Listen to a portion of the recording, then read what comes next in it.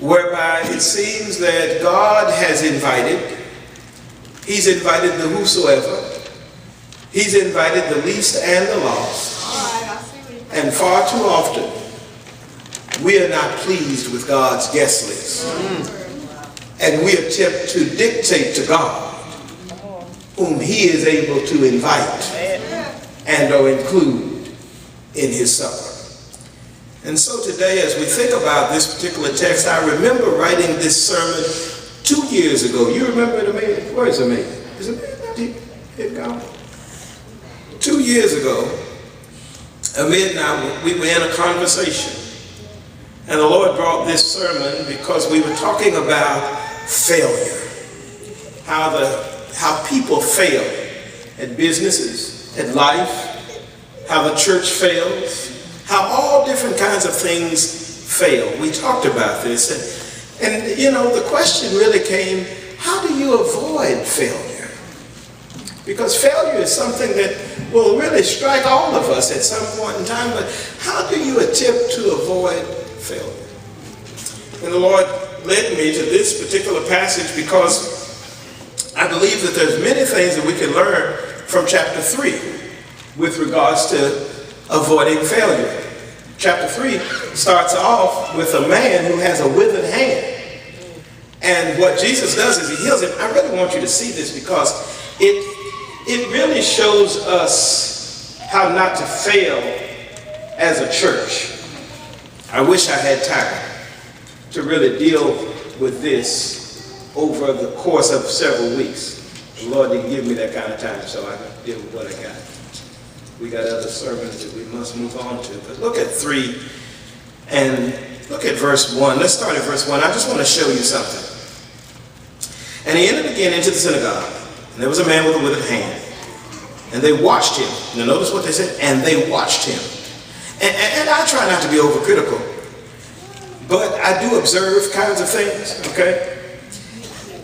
This is part of what I experienced last week. And I tell you this not to talk about another church being so unhospitable. I tell you this so that we can become better at what we do here at Liberty Hill. And they watched him. Brother Wesley, you ever felt watched before?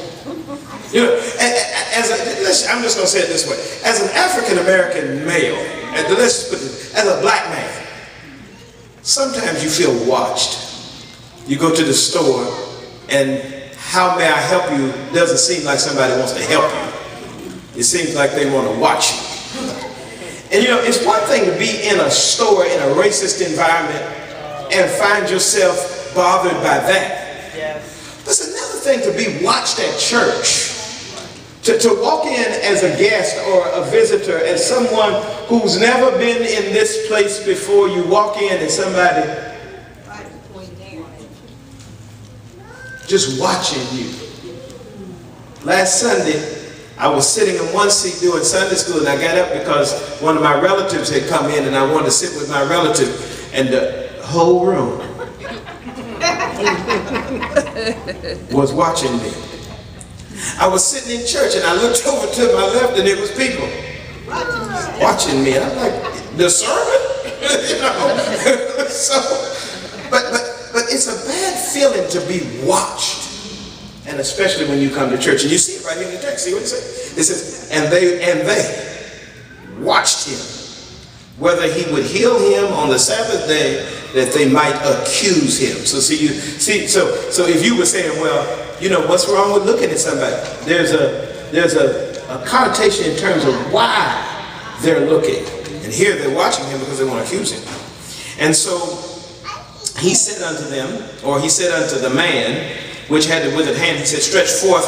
And he said unto them, is it lawful to do good on the Sabbath day, or to do evil, to save life, or to kill?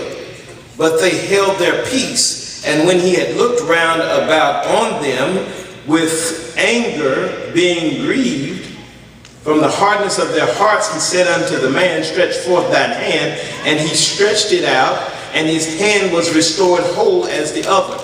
And the Pharisees went forth and straightway took counsel with the Herodians against him. Now against him is Jesus, not the man with the withered hand. How they might destroy him. Okay, you see, church? See, here is the problem. Here's the problem. They are so caught up in what they believe is right that they are so wrong in trying to deal with Jesus rather than dealing with the problems of their own heart. Okay. They're so bothered that somebody was helped that they want to deal with the very vehicle that helped him. I've been to church where church is so caught up in being a church that they miss the point of why we've come together. Oh, come on, let me help you with this. See, here is Jesus. He's healed somebody. And they are bothered because he's actually doing the work that they're supposed to be doing. Yeah. Okay. They're asking questions of whether or not it's right when it's visible that it's very right. See, when somebody is helped and when somebody is being led to restoration, we should never be haters because somebody else is doing better. See, and far too often we're so caught up in whether it should happen when the Lord is working, and the real question is, why didn't it happen to me? Or why don't I have the power to do what he did? So he's healed somebody, and they want to accuse him anyway. See, that's my problem oftentimes, and I know y'all heard it before, but I've watched it. I've watched some of the holiest people do some of the worst things. Seriously. It's some of the folks that really know God and they know their Bible and so on and so forth. They have the knowledge, but they deny the power thereof. Yes. They know all of the right things that come out of their mouth, but then the wrong actions come out of them. And see, that's an indictment against the church when we know the Bible well, but we do it poorly. It's an indictment against us when anybody comes into our community and we push that person out rather than to accept them into the love of Christ. See, Christ healed the man in spite of what all of their laws were. See, there are some churches that will tell you that, on Sunday you got to bring your best. I heard a preacher not long ago, I was listening, I told Kelly, I said, lies, lies, lies. Preacher was in the pulpit and he said, now, mind you, I got to set this up. He's standing in a three-piece suit with a tie and probably shoes more expensive than everything I have on today. And he said, our church, you can come any way you want to. You can come in jeans, you can come in shorts, you can come in so-and-so. I went to that church one time without a tie and I felt like I was naked. Because folk were watching me. To me, the way that I feel about it, you all have heard me say this before, I think the church has a kind of diversity. What's in your closet, the only question I say you should ask before you leave home is, would Jesus approve? I'm okay. I was raised, look at my mama this morning. She the only woman in church with a hat, a big hat. And she got some big ones in that. So what I'm saying to you is it's okay. Mama will wear a hat.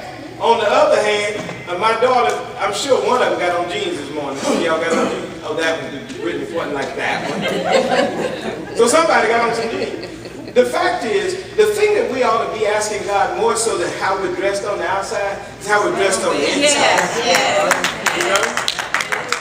And so there are some folks that look better in certain kinds of fashion, look better in other kinds, and then some people need some fashion advice. And spandex, really, some of y'all need to outlaw that stuff. I'm better than that. But the point is, when you come into the church ought to be a place whereby we're not watching each other to accuse each other. Yeah. Okay. The church ought to be a place, if we really don't want to fail at what God has called us to do, that when you enter in, it ought to be a place where I'm looking at you but not watching you. I'm looking at you in order to help you rather than put you down. All right. And so as we look at this text, we can see that there are a lot of us who at times have some really serious problems because we want everybody to come like this. You've heard me often say that there's a silent application in the church. We say all are welcome, but we really mean, Sister Kenitha, that you got to fill out an application, and it's a silent